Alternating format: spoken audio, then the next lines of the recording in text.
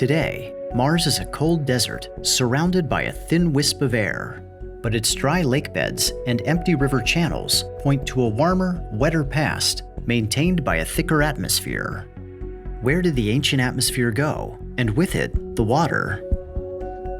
To answer that question, NASA's MAVEN orbiter has been studying the upper atmosphere of Mars since 2014. Now, it has witnessed a rare phenomenon that was last seen more than 2 decades ago at Earth. Among MAVEN's suite of science instruments is the Solar Wind Ion Analyzer, which measures electrically charged particles, or ions, surrounding Mars. In this data visualization, yellow spikes indicate the velocity of charged particles encountered by MAVEN along one of its orbital tracks.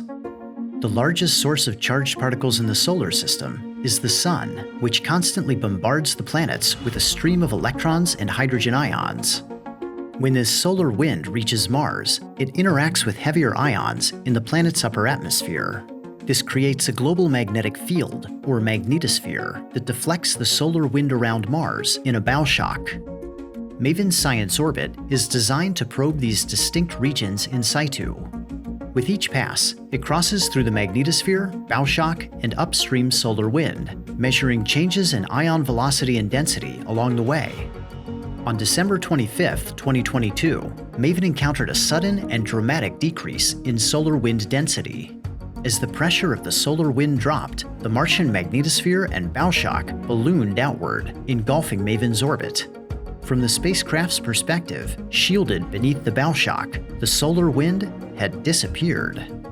In 1999, NASA's ACE satellite observed the same phenomenon at Earth. The solar wind density dropped by more than 98%, causing our planet's magnetosphere to expand to over 5 times its normal size. These rare events occur when a fast-moving region of the solar wind overtakes a slower-moving region, leaving a low-density void in its wake. As quickly as the solar wind had disappeared from Mars, it returned on December 27th and squeezed the magnetosphere and the bow shock back to their usual proportions. MAVEN could once again feel the solar wind blowing across its instruments, and it could continue to study how Mars had evolved from a wet, hospitable planet into the cold, dry world we see today.